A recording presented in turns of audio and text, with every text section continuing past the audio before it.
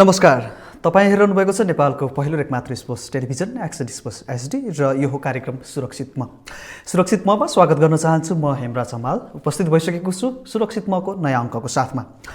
दर्शकवृन्द, corona भाइरसको सङ्क्रमणले COVID-19 को सङ्क्रमणले विश्व त्रसित बनिरहेको छ र विश्वभरिमा लकडाउन जारी पनि छ। केही देशहरूले केही राष्ट्रहरूले लकडाउन बिस्तारै खुकुलो पारिरहेका छन् र नेपालले पनि अझै पनि यो महिनाभरिमा लकडाउन बढाइसकेको छ। नेपालले यो लकडाउन एक्सटेन्ड गरिसके यो महिनाभरिमा लगभग लकडाउन निश्चित छ। त्यसपछि नेपाल सरकारको निर्णय के हुनेछ त्यसको लागि पर्खिनुपर्ने हुन्छ।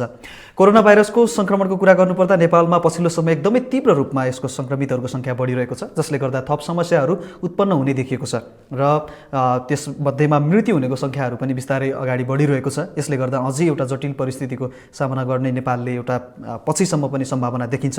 तसर्थ लकडाउन कहिलेसम्म खुकुलो हुनेछ र लकडाउनको अन्त्य कहिले हुनेछ यसै भन्न सकिने अवस्था रहेको छैन। हामी जाउँ खेलकुद जगततर्फ र खेलकुद जगतमा विश्वभरिमा नै कुनै पनि गतिविधिहरू हुन सकिरहेका छैनन्।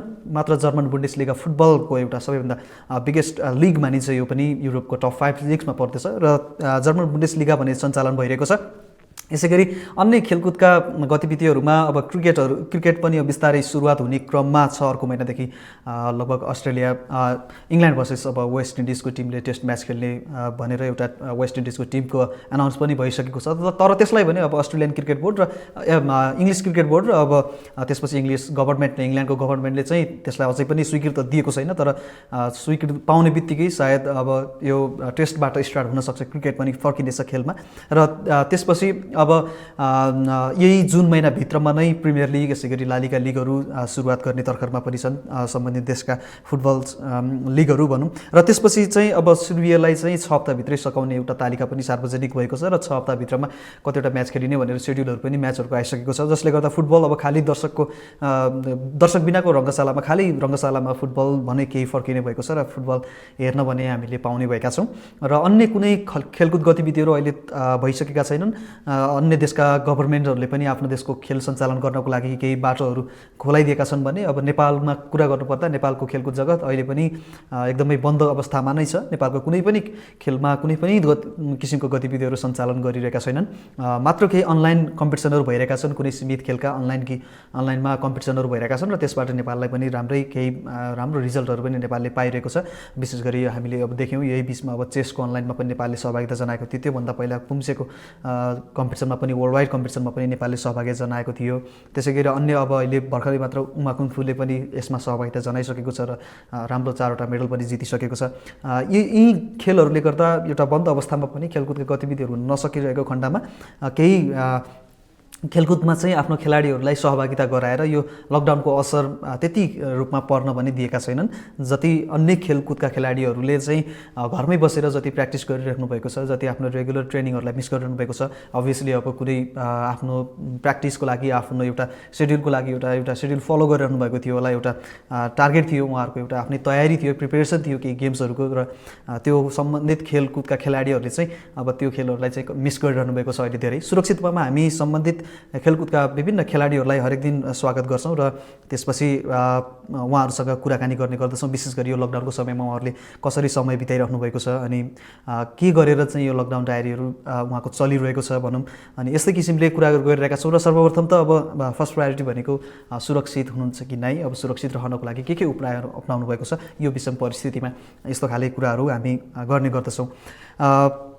र कुराकानीको लागि हामीसँग आज पनि धेरै राम्रो र उत्कृष्ट खेलकुद व्यक्तित्वहरू जोडिनु हुनेछ र उहाँहरूसँग हामी बुझ्ने नै छौँ उहाँको यो विशेष गरी यो सरकारले आह्वान गरेको लकडाउनमा कसरी पालना गरिरहनु भएको छ र आफूलाई आफ्नो हेल्थमा आफ्नो फिटनेसमा चाहिँ कतिको ध्यान दिइराख्नु भएको छ। यस्तो कुराहरू हामी गरिरहेका छौँ उहाँहरूसँग र हरेक दिन गरिरहेका छौँ र आज पनि हामी सोही कार्यलाई निरन्तरता दिने नै छौँ।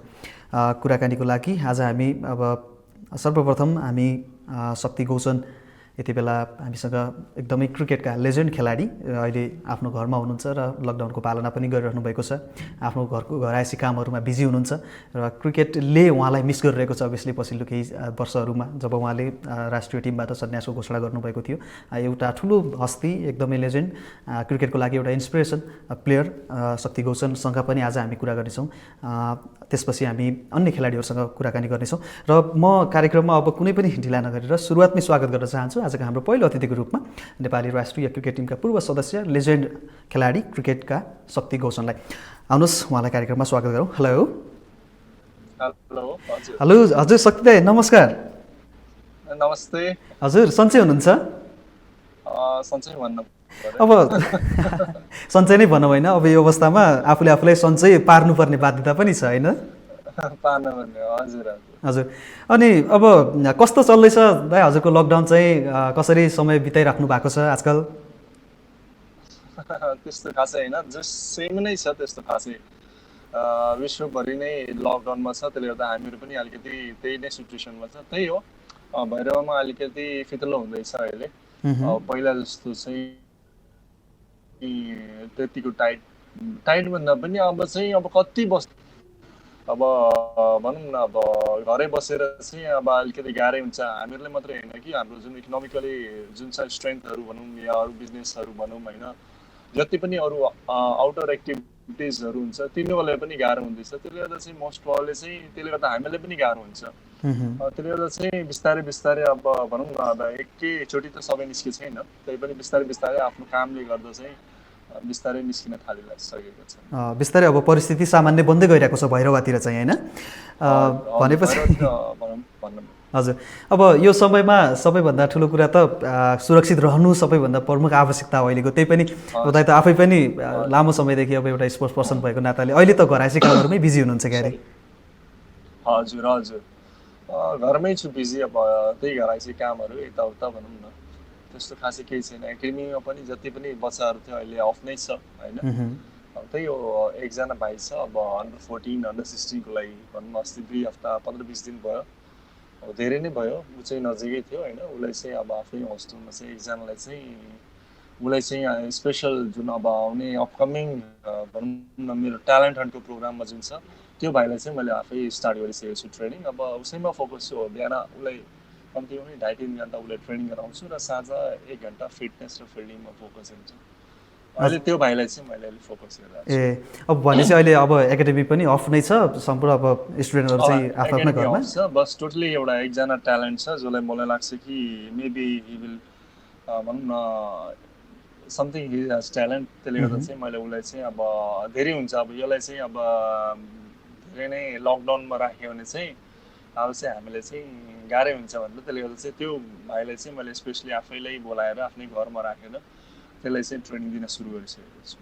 धेरै भनेपछि अब हजुरले चाहिँ सम्भावना पनि धेरै देख्नु भएको छ?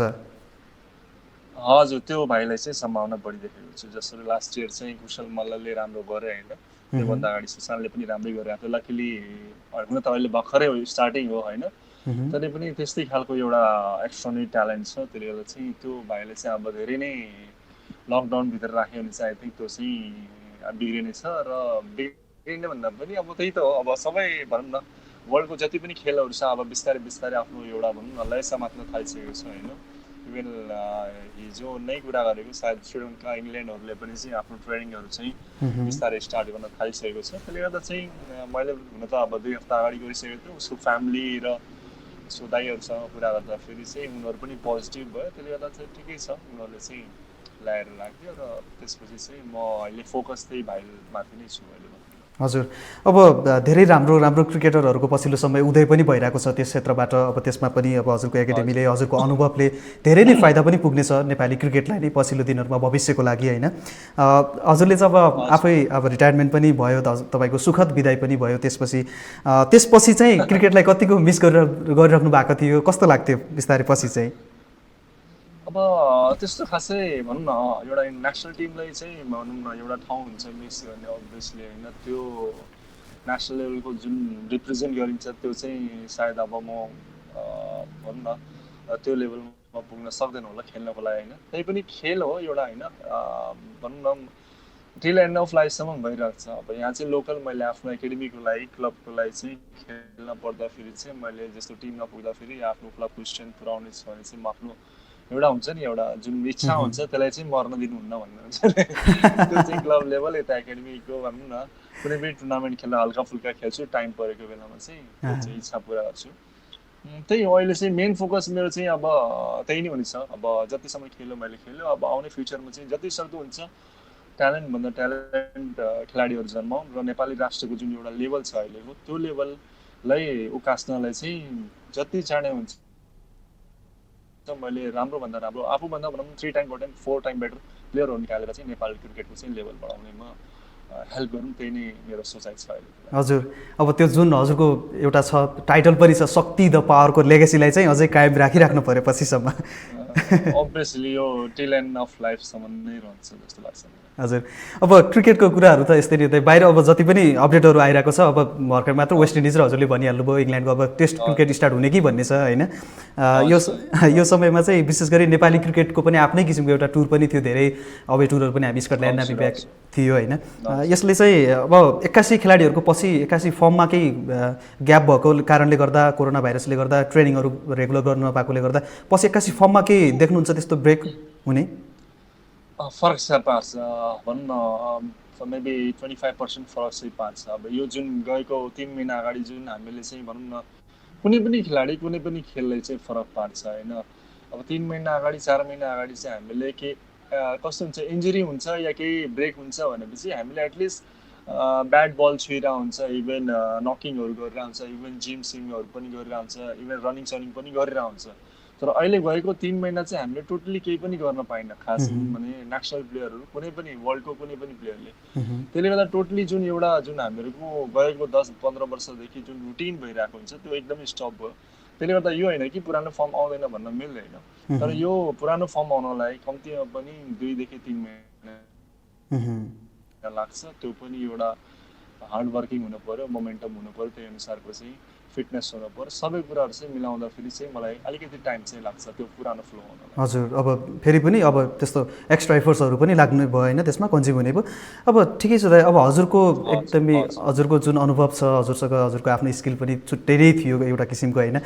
अहिले विशेष गरी यङ्गस्टरहरू पनि नयाँ क्रिकेट टिममा पनि राम्रो यङ्गस्टरहरूको पनि आइरहेको छन् पछिल्लो समय, अनि एउटा राम्रो उज्जवल भविष्य पनि देखिएको छ।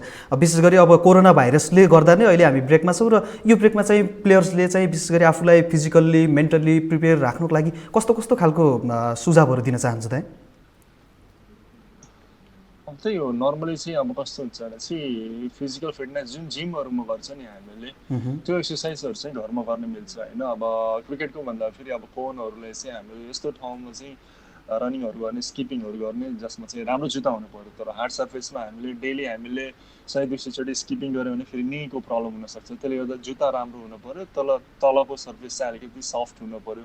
त्यो अनुसारले चाहिँ हामीहरू चाहिँ स्किपिङहरू गर्न सकिन्छ। त्यसपछि कोरको एक्सर्साइजहरू हुन्छ।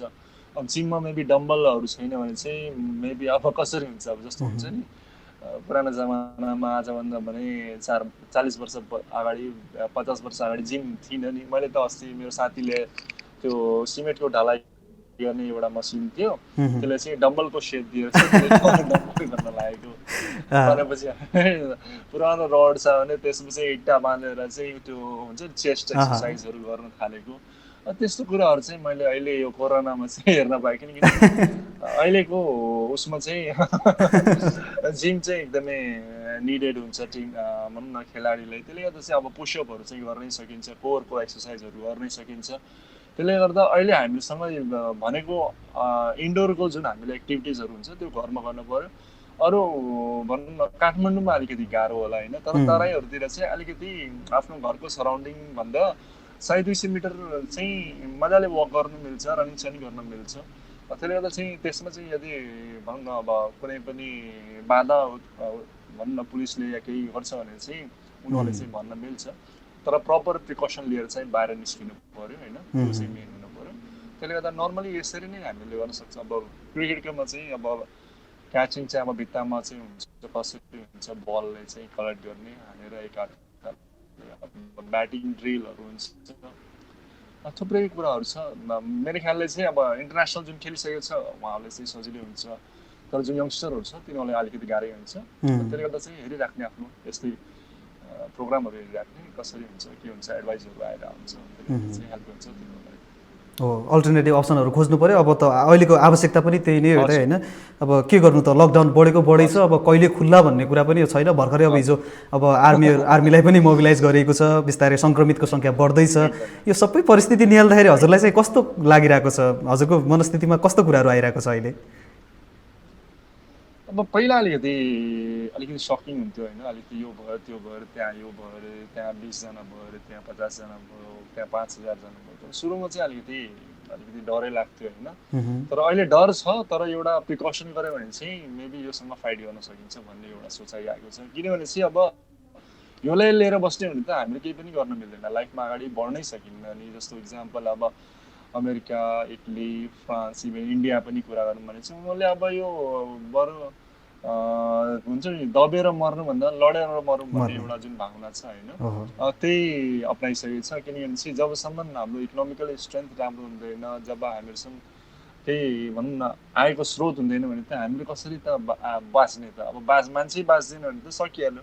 तर यसरी चाहिँ एनालाइज गर्दाखेरि अब डक्टरहरूले, WHO ले पनि यदि हामीले चाहिँ यसरी अगाडि बढ्यो भने चाहिँ देशलाई पनि राम्रो हुन्छ। र जुन त्यहाँको मान्छेहरू छ तिनीहरूलाई चाहिँ जुन एउटा प्रिकसन लिनुपर्छ त्यो चाहिँ गऱ्यो भने चाहिँ 90% चाहिँ हामी चाहिँ बाँच्ने र काम गर्ने आधार बन्न सक्छ। त्यसले गर्दा चाहिँ मलाई त्यही लाग्छ, हामीहरू अगाडि बढ्नुपर्छ। अब ठिक छ, सावधानी चाहिँ एकदमै अपनाउनु पर्छ, तर पनि एउटा भनौँ न सिस्टमको साथ अगाडि बढ्यो भने चाहिँ मलाई लाग्छ कि यो कोरोनाको जुन लडाइँ छ त्यसलाई हामीले चाहिँ जित्न सक्छौँ। हजुर, अझ यो उसले कोरोनाको भाइरसले गर्दा त सबैभन्दा ठुलो इफेक्ट त के भयो भन्दा चाहिँ योचोटि नेपालमा जुन हुँदै थियो नि अब एभरेस्ट प्रिमियर लिग होइन, एकदमै ठुलो हुनेवाला थियो, व्यापक थियो। योचोटि अब इन्टरनेसनल प्लेयरहरू, क्रिस गेलहरू आउने कस्तो नेपाली खेलाडीहरूले धेरै मिस त एकदमै गर्नु पऱ्यो त योचोटि। अब के गर्नु त? अब हाम्रो एउटा अपकमिङ नेसन हो, एउटा डेभलपमेन्ट नेसन हो, त्यो एउटा एकदमै ठुलो प्लेटफर्म हुन्थ्यो कुनै पनि यङ्स्टरहरूको लागि होइन। हजुर, अब हाम्रो त इन्डियाको भनौँ न IPL जस्तो टुर्नामेन्टहरू मिस भइरहेछ, इभन वर्ल्ड T20 पनि मिस भइसक्यो होइन।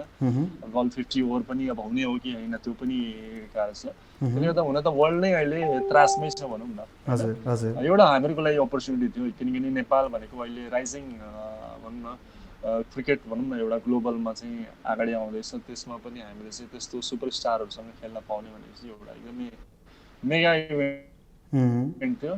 त्यो चाहिँ मिस गर्यो। तर मलाई लाग्छ कि अब यही हो, मैले अघि नै भनेको, यो कोरोनासँग हामीले फाइट गरेर अगाडि बढ्यो भने चाहिँ यो 1-2 वर्षपछि हामीले फेरि यो अचिभ गर्न सक्छौँ जस्तो लाग्छ। हजुर, अब दाइ पनि बिजी नै हुनुहुन्छ, म हजुरको टाइम पनि धेरै लाग्दिनँ। जाँदा जाँदै जति पनि फ्यान्सहरू हुनुहुन्छ, क्रिकेट फ्यान्सहरू भनौँ, स्पोर्ट्सकै फ्यान्सहरू, अनि अब हजुरको आफ्नै एकाडेमीको बच्चा बच्चीहरूलाई पनि अब अहिले घरमै भएको बेलामा कस्तो खालको सुझावहरू, सम्पूर्ण ओभरअल कस्तो खालको सल्लाह दिन चाहनुहुन्छ मान्छेहरूलाई? त्यही अब प्रायः जस्तो सबै मिडिया च्यानलहरूमा सबैले नै भनिरहेको छ होइन, stay safe, stay in the home होइन। हजुर, त्यही हो, सावधानी अपनाउनुहोस्। अब जहिले पनि बाहिर निस्किनुहुन्छ त्यतिखेर चाहिँ सोसल डिस्टेन्स राख्नुहोस् होइन। र घर आएपछि चाहिँ सक्दो चाहिँ साबुनले हात धुनुहोस्, र सक्दो हुन्छ भने कपडा चाहिँ बाहिरै एउटा मैले त आफैले स्पेसली चाहिँ गरिरहेको छु कि मेरो जुन इन्डोरको ड्रेसिङ रुम छ, मैले त्यहाँ एउटा कपडा राखेको हुन्छ, कपडा भने चाहिँ ज्याकेट राखेको हुन्छ, बाहिर जाने बेलामा लाउँछु, र ट्राउजर त्यही लाउँछु, त्यो त्यहाँ राख्यो। र हुन्छ भने यदि हामीसँग टाइम छ भने चाहिँ वार्म वाटरले चाहिँ सावर लियो भने चाहिँ आई थिङ्क त्यो नै बेस्ट हुन्छ हामीहरूको लागि चाहिँ यो प्रिकसनको लागि चाहिँ कोरोनाबाट। हजुर, त्यही हो, यही सानो सानो कुराहरू छ तर एकदमै क्रिटिकल छ हाम्रो स्वास्थ्यको लागि। यो कुराहरू चाहिँ वर्ल्डमा जति पनि मान्छेहरू छ तिनीहरूलाई चाहिँ यो कोरोनाबाट चाहिँ जोड्न सक्छ। र यही भन्न चाहन्छु कि सबैले यो कुरालाई चाहिँ फलो गरिदिनुहोस्। यसले गर्दा चाहिँ वर्ल्ड मात्रै होइन, हाम्रो देश मात्रै होइन, हाम्रो फ्यामिली मात्रै होइन, सबै संसार नै बाँच्ने छ यो कोरोनाबाट। हजुर, तपाईँको ब्याकग्राउन्डमा नेपालको त्यो कस्तो जर्सी एकदम राम्रो देखिरहेको हजुरको पछाडि चाहिँ।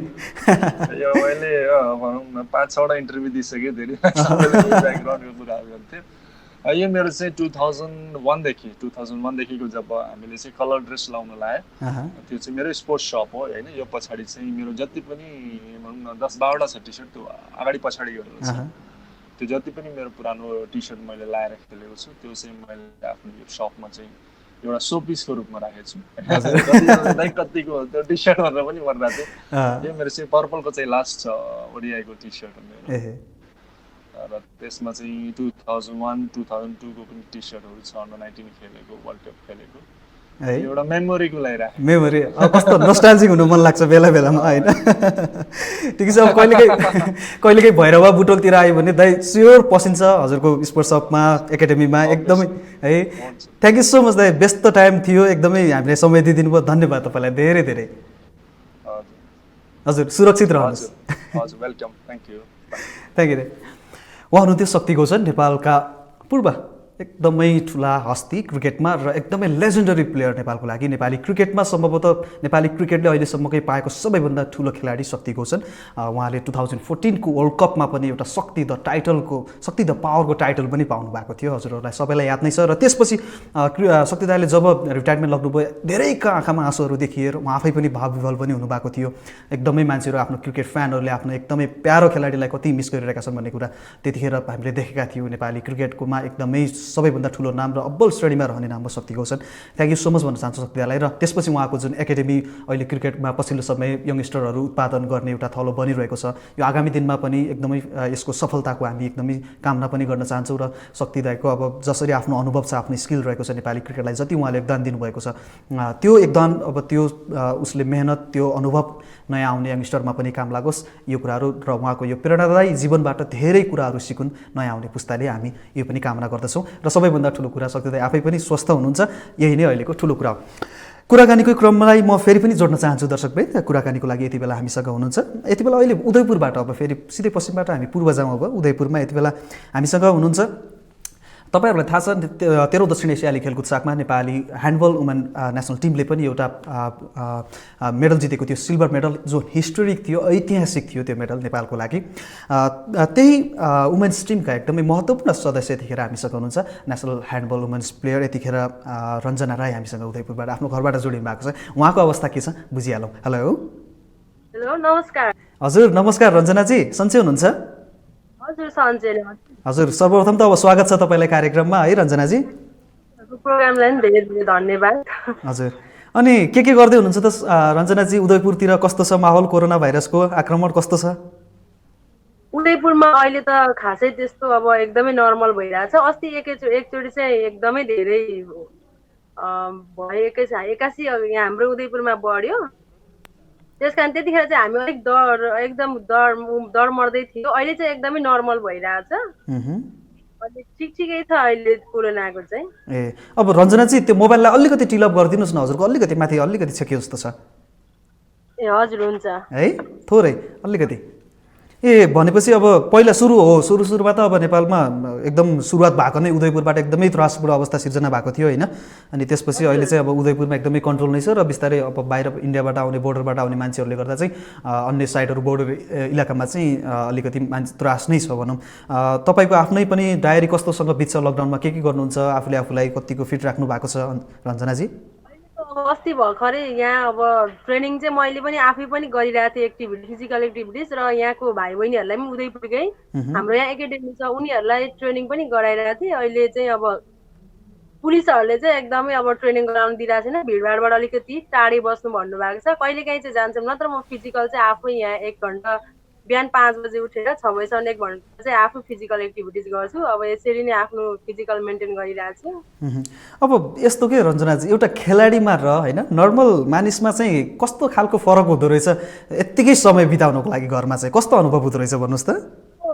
मलाई चाहिँ यस्तो फिल लाग्यो, अब जस्तो हामी खेलाडीहरू चाहिँ एकदमै खेलिराख्दाखेरि हामी एकदमै एक्टिभिटिज भइरहेको छौँ, अब हाम्रो एक्टिभिटिजहरू चाहिँ एकदमै बढिरहेको हुन्छ, हामी फिजिकल फिटनेस भइरहेको हुन्छ। अब यत्तिकै बस्दा चाहिँ आफूले एकदम बोर लाग्ने, हाम्रो फिजिकल पनि एकदमै अलिक मोटाउने जस्तो पनि, र हाम्रो अलिकति बिमारी जस्तो अब हामी खेल्दै एक्कासी हामीले छोड्दा चाहिँ र अब नर्मल र खेलाडीहरूमा चाहिँ अलिकति डिफ्रेन्स भइहाल्ने कि। अब हामी हजुर भन्नुहोस् न। अनि अब हजुरको टिममेट्सहरूसँग, साथीहरूसँग, नेसनल टिमका कतिको हुन्छ कुराकानी, अनि यसो कोचेसहरूसँग भइरहेको छ सम्पर्क? सबैसँग एकदम कुराकानी चाहिँ भइरहेको छ अनलाइनमा। अब यत्तिकै यहाँ एक दुईवटा सिनियर साथीहरू चाहिँ मेरो यहीँ उदयपुरमै छ, उनीहरूसँग चाहिँ कहिलेकाहीँ भेटेर अब गफगाफ हुन्छ। अब ट्रेनिङ कसरी गर्ने, अब यत्तिकै बस्यो भने त हाम्रो फिजिकल पनि बिग्रिन्छ, गेमहरू पनि आइरहेछ भन्दै यस्तो कुराकानी भइरहेको छ। अब अरूहरूसँग त टाढा टाढै सबैजना आफ्नै उसमा छ। बेसी धेरै जस्तो हाम्रो टिमको चाहिँ नेसनल टिमको चाहिँ फोर्समा छ, आर्मी र एपिएफमा छ। अनि उनीहरूसँग चाहिँ अनलाइनमा कुराकानी भइरहेको छ। ए भनेपछि सबैजना कन्ट्याक्टमै हुनुहुन्छ। कस्तो छ सबैजनाले आफ्नो डेली वर्कआउटहरू यताउति राम्रैसँग गरिराख्नु भएको छ? राम्रै गरिराख्नु भन्दा नि अहिले फोर्सहरूको चाहिँ एकदमै उनीहरू अब आफ्नै उनीहरूलाई ड्युटीमा खटाइराख्नु भएको छ। उनीहरूले फिजिकल फिटनेस चाहिँ गर्न पाइरहेको छैन होला। अब हामी एकदमै बिजी छौँ, बोल्न केही गर्न ट्रेनिङ पनि छैन भन्दै हुनुहुन्छ साथीहरू चाहिँ। अब पब्लिकहरूले चाहिँ ट्रेनिङ हल्का गर्दै हुनुहुन्छ, आफै अब एक्टिभिटिज घरमै। नत्र अब फौजीहरूलाई त अहिले एकदमै गाह्रो छ। उहाँहरूलाई अब कोरोनाले गर्दाखेरि अब उहाँ सबैजना अब सेवामै लागिराख्नु भएको छ। ए भनेपछि अब यस्तै हो, राष्ट्र सेवक भइसकेपछि जिम्मेवारी पनि बढ्ने नै भयो होइन? अनि रञ्जनाजीले चाहिँ कतिको मिस गर्दै हुनुहुन्छ त ह्यान्डबल खेल्न नपाउँदाखेरि? कस्तो कस्तो लागिरहेको छ? धेरै छ। यहाँ घरमा बस्दा बस्दा एकदमै बोर लागिसक्यो। अब बानी भयो बाहिर बाहिरै हिँड्ने। अब फेरि म त भर्खरै एकपल्ट त्यो डिप्लोमा गएर पनि आइरहेको थिएँ इन्डियाबाट। हजुर। अनि अब यता कोचतिर पनि भ्याकेन्सी खोल्छ भनेर बसिरहेको। अब यता ट्रेनिङ नै गर्न पाइरहेको छैन, झन् एकदमै गाह्रो भइरहेछ। मलाई मिस गरिरहेछ। ए अनि अरू तपाईँको त्यस्तो केही कुनै थियो योजनाहरू जसले कोरोना भाइरसले गर्दा प्रभावित भएको त्यस्तो कुनै योजनाहरू बनाउनु भएको थियो, खेलमै होस् या अन्य व्यक्तिगत? अहिले मेरो प्लान चाहिँ अब यहाँ ट्रेनिङ अहिले भ्याकेन्सी नखुले पनि सर अब ट्रेनिङ चाहिँ अब यहीँको एकाडेमीहरूलाई गराउने प्लान मैले बनाइसकेको थिएँ। मन्थली प्लान पनि बनाइसकेको थिएँ मैले। 1 महिना 2 महिना जति त गराइ पनि सकेको थिएँ, आफू पनि गरिरहेको थिएँ। कोरोनाले गर्दा एकदमै स्थगित भइदियो। अब के गर्नु त होइन, यस्तै छ अवस्था।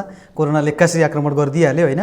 अनि अब एकचोटि 13 साउथ एसियन गेमतिर फर्किन मन लाग्यो रञ्जनाजी मलाई। नेपालले एकदमै राम्रो हिस्ट्रिकल मेडल पनि जित्यो होइन? त्यो सबै कस्तो लाग्थ्यो त्यसपछि र अहिले सोच्दाखेरि कस्तो लागिरहेको छ? त्यतिखेरको मुभमेन्ट भनेको त सर एकदमै सोच्नै सकिनँ। अब फर्स्ट टाइम नेपालले दोस्रो सिल्भर मेडल जितेको हो होइन? एकदम सबै नेपालकै आफ्नो लागिबाट ह्यान्डबलको लागि र नेपालकै लागि गौरवको कुरा हो। हामीले अब मेडल जित्यौँ। त्यतिखेरको मुभमेन्ट त एकदमै रमाइलो। त्यतिखेर हामीले पनि कस्तो सोच्यो भने अब मजाले ट्रेनिङ पाइयो र यो पालि त अब हामीले कमसेकम 4 महिना जति ट्रेनिङ पनि पायौँ होइन?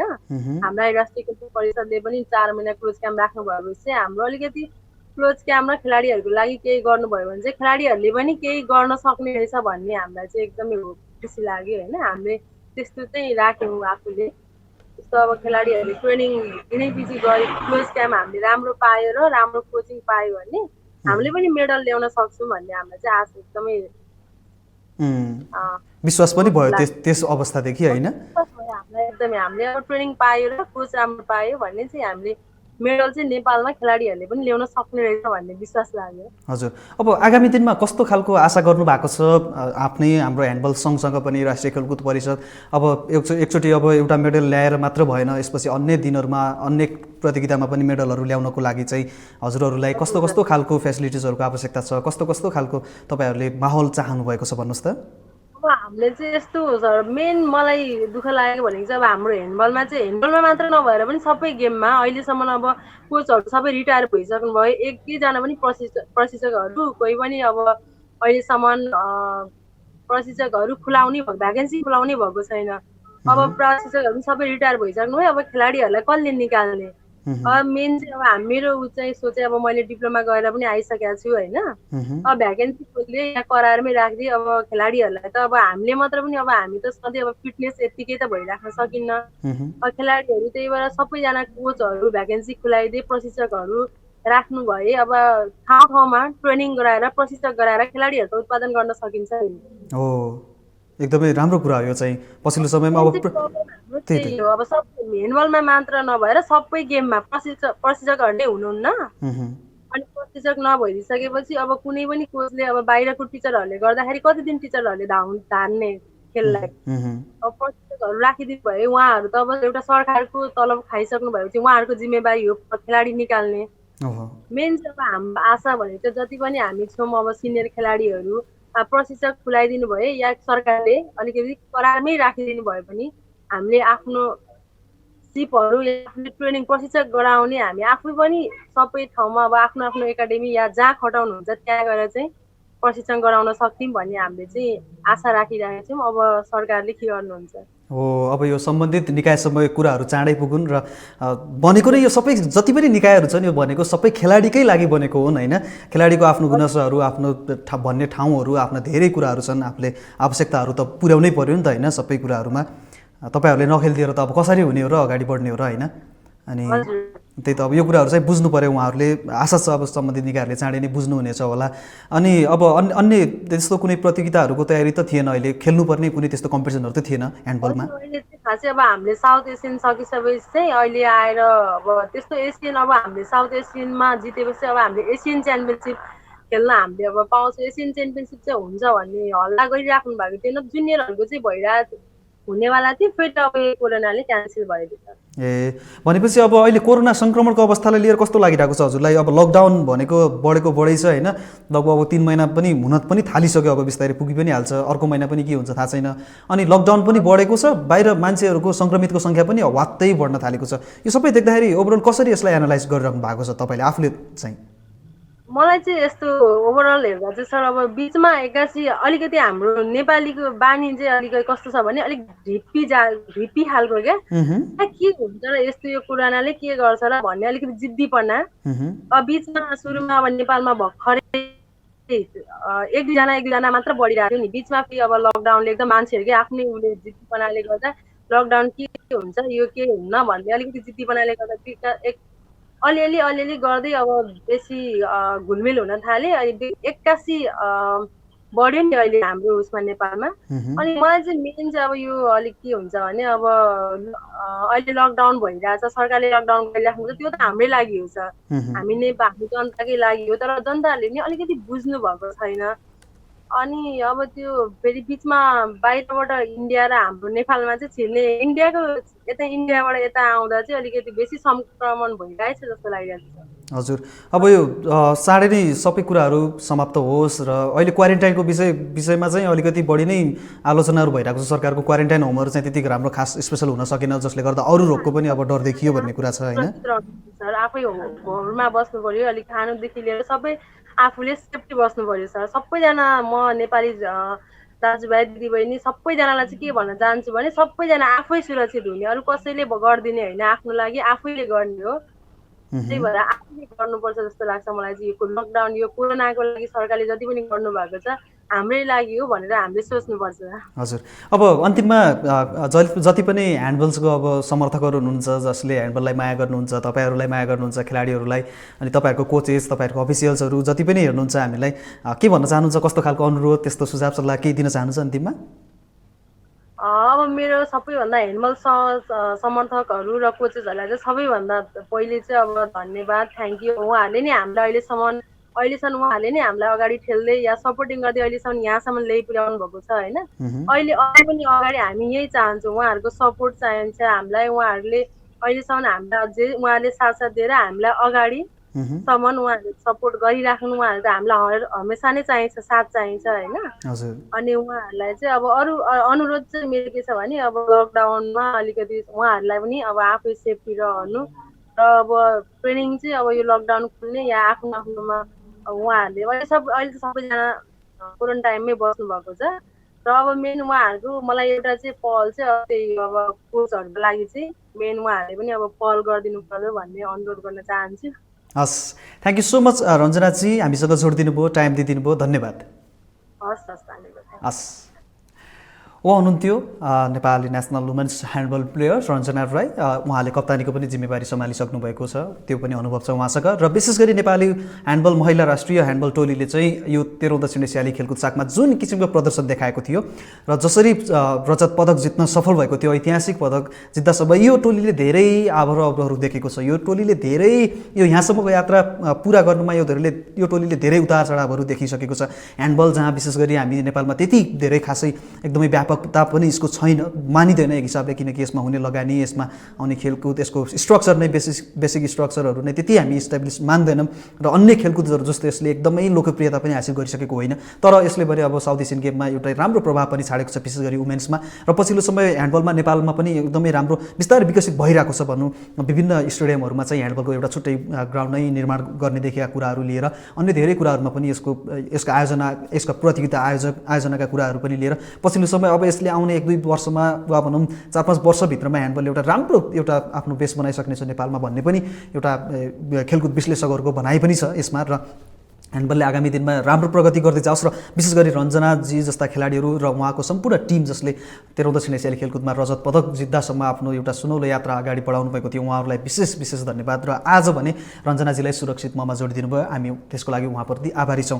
र उदयपुरमा हुनुहुन्छ यति बेला, काठमाडौँभन्दा बाहिर हुनुहुन्छ र आफूलाई क्वारेन्टाइन टाइम बिताइराख्नु भएको छ, लकडाउन पालना गरिराख्नु भएको छ र विशेष गरी सुरक्षित हुनुहुन्छ उदयपुर, जहाँ अब सुरुवाती समयमा एकदमै कोरोना भाइरसको तीव्र सङ्क्रमण देखिएको थियो र एकदमै त्रासदीपूर्ण अवस्था थियो। त्यो अवस्थाबाट अहिले उदयपुरमा चाहिँ एकदम नर्मल नै छ, सामान्य छ अवस्था। र यो सामान्य अवस्था उदयपुरमा मात्र होइन, अब देशैभरि यस्तो सामान्य अवस्था हुनुपर्छ भन्ने एउटा सोचाइ मानसिकताहरू आइरहेका छन् बिस्तारै। र त्यसको लागि चाहिँ अब सजिलो पनि छैन पक्कै पनि। अब जसरी भारतबाट आउने मान्छेहरूमा तीव्र रूपमा यसले कोरोना भाइरसले कोभिड-19ले चाहिँ आफ्नो सङ्क्रमण व्यापक बनाइरहेको छ, जसले गर्दा एउटा खतरा पनि छ पछिल्लो समय।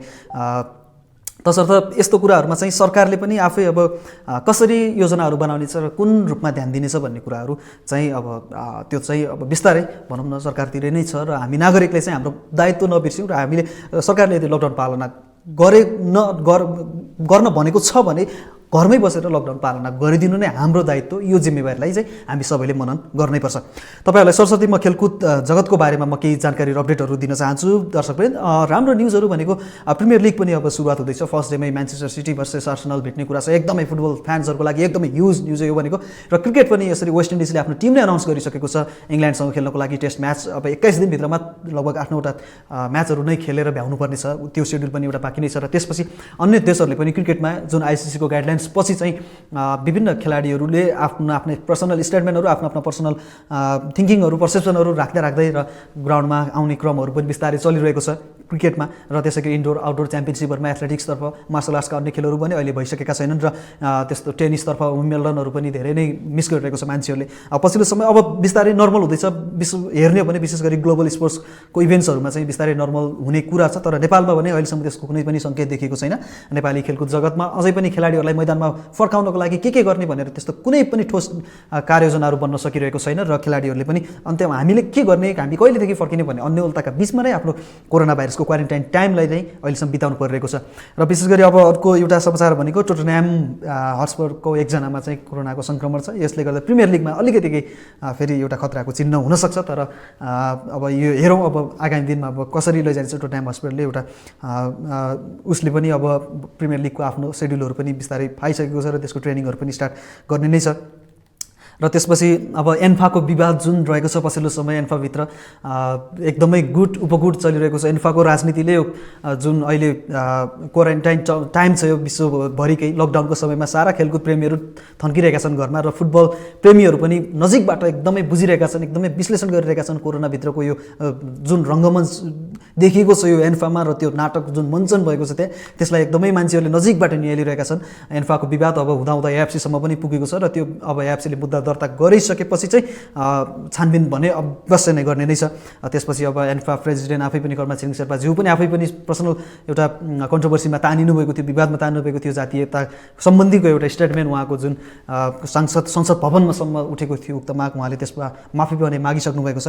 तर एन्फाको यो विवाद फुटबल राजनीति नेपालमा कति चल्छ र कति व्यापक छ भन्ने कुराहरू बिस्तारै देखिएको छ। र यो समय जहाँ क्वारेन्टाइन टाइममा बसेर आफूले लकडाउनभित्र बसेर अन्य योजनाहरू बनाउनु पर्ने बेलामा आपसी विवादमै अल्झेर एन्फाले जुन अहिले पछिल्लो समय आफ्नो खर्चिरहेको छ अब एएफसीसम्म पुग्छ, र एएफसी हुँदाहुँदा कुनै दिन फिफासम्म पुगेर पनि यो विवाद नलम्बेला भन्न सकिँदैन।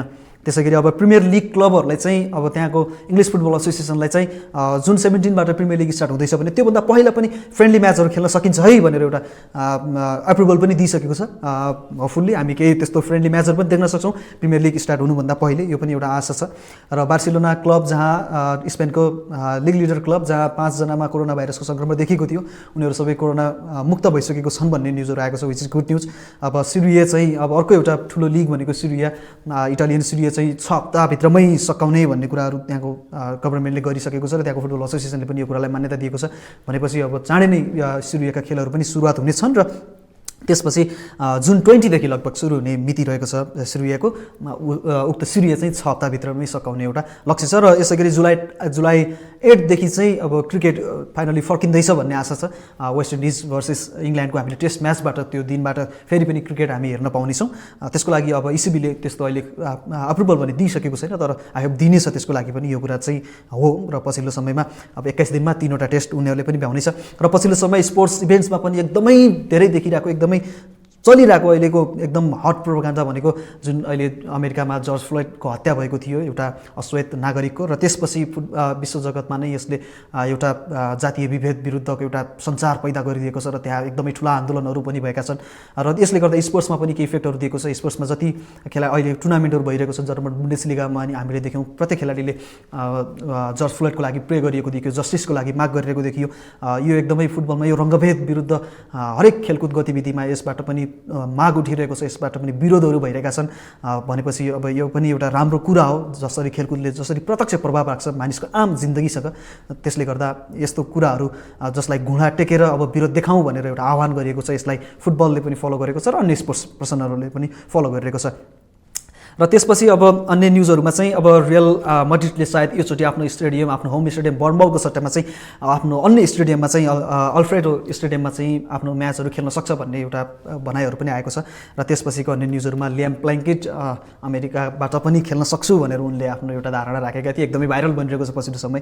लियाम प्लङ्केट जो इङ्ग्लिस क्रिकेट टिमका एकदमै महत्त्वपूर्ण खेलाडी मानिन्छन्, जसरी वर्ल्ड कपमा उनको पर्फर्मेन्स र त्योभन्दा अगाडिदेखि नै अब उनी अमेरिकाको जर्सीमा पनि चाँडै देखिने छन् या छैनन् भन्ने कुराहरू पनि हुनेछ। र नेपाली खेलकुद जगतमा पनि अहिले पछिल्लो समय राम्रो देखिएको एउटा न्युज भनेको गण्डकी प्रदेश सरकारले आफ्ना जति पनि पदक खेलाडीहरू छन्, पदक विजेता खेलाडी, उनीहरूलाई चाहिँ रकमद्वारा या भनौँ पदकदातीहरूलाई सम्मान गर्ने कुराहरू गरेको छ र त्यसबाट खेलाडी तथा प्रशिक्षक अन्य खेलकुदतर्फ लाग्नुभएका विभिन्न व्यक्तित्वहरूलाई एकदमै राम्रो खुसीको कुरा आएको छ यो। र प्रदेश सरकार, गण्डकी प्रदेश सरकारलाई हाम्रो तर्फबाट पनि धेरै धेरै धन्यवाद दिन चाहन्छु। र जर्मन बुन्डेसलिगा चलिरहेको छ, बायर्न म्युनिखले एकचोटि लगातार हिस्टोरिकल एकदमै 8औँ चोटि बायर्नलिगा आफ्नो बुन्डेसलिगा आफ्नो टाइटल आफ्नो पक्षमा पार्ने अभियानमा रहेको छ। दर्शकवृन्द, यो थियो सरस्वती मैले केही हाइलाइट्सहरू जसलाई स्पोर्ट्स इभेन्ट्सको बारेमा तपाईँलाई जानकारी गराएँ। नेसनल होस् या इन्टरनेसनल हरेक स्पोर्ट्सको इभेन्ट्सहरूको सरस्वती अपडेटहरू पनि हामी सुरक्षित ममा तपाईँलाई देखाउने गर्दछौँ हरेक दिन के भइरहेको छ।